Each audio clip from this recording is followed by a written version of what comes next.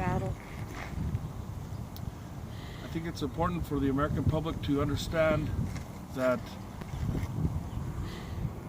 the Constitution is not what it is written and what it is supposed to be. And the fact that the Commander-in-Chief himself cannot take a pen and write down an executive order and say, I want all my deported veterans brought back home. Because when Homeland Security decides to deport a veteran, it strips them of every sense of dignity that they have, every sense of benefit that they thought they had, because the VA was set up in the 1700s by Abraham Lincoln, and that Veterans Administration was set up to take care of a veteran after he came home from a war or a conflict. And these veterans that are coming back today are so numerous that there has to be a way for them to come up with some kind of funding to take care of them. And if they can remove us and take away our benefits, then they'll have enough money to take care of these other veterans that are coming from Iraqi freedom, enduring freedom, and what other else kind of freedom they're trying to impose democracy on other countries. The U.S. is good at what it does when it comes to war. And it's time that we focus on domestic issues and the rights of our people instead of trying to fight other battles and try to take natural resources from other people. And that's my motivation, and that's why I keep continuing to come here and fight for veterans and fight for veterans' rights. Thank you. Start it again. I just need to say where I'm at. And You should ask him too. But did you really serve for this country? Clavo Martinez, did you serve for this country? Were you a military? Were you in the military? And what branch? I joined the military in 1988 because I was a starving college student and I needed to earn some extra money, so I decided to join the reserves. And when I did so, my brother told me, he says, this country is a war-driven country, and you will go to see a conflict in the next 10 years if you go to the Army.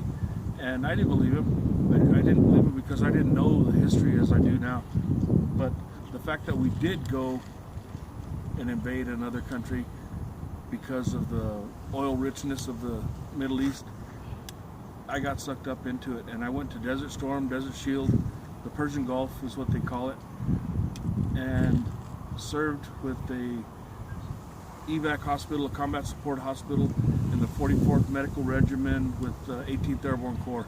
So yes, we did serve combat. I was in the country for 190 days, saw our share of you name it, and came back with a diagnosis of PTSD, and to this day I still suffer from those symptoms and distractions that are thrown at me because of my thoughts and dreams and nightmares that still reoccur.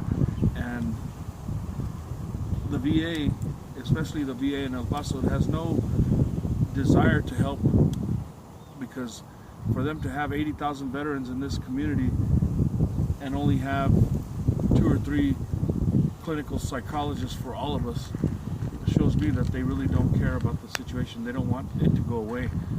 They don't want to cure it. They want to try to feed us medicine so that we will stay medicated and stay numb to our feelings. Since being back, what has kept you motivated to educate others? Every day I'm confronted with a veteran of some capacity. So when I see that they are hurting and I see that they're going through a hard time, and I know what to do, and it's my duty to help them, because we never leave the life altogether. There's always a motivation or something deep inside us that we want to help people, and because of the way that we were recruited and promoted and taken to somewhere else to fight for democracy, we still have that embedded into our heads. So we think that we can help, and we have information information to share. And the more that I educate myself on the corrupt systems and the policies that the Veterans Administration has, then it's my duty to share that with other veterans, especially those that do not have access to a computer or access to internet.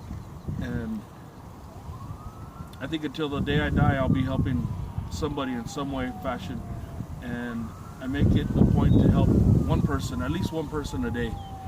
And if I can do that, then I'm successful, and I can stay motivated and do the things that I do. Do you have any last comments you want to share? What do you have to say to your deported veteran brothers? Well, I'm very proud that they are using their abilities and their training and their fortitude to stay alive, because 22 veterans in this country, every 55 minutes a veteran commits suicide in this country, in the United States of America. If you can believe that, 167,000 veterans are homeless. 3.4 million are facing homelessness in this country. So that tells you that there's no help.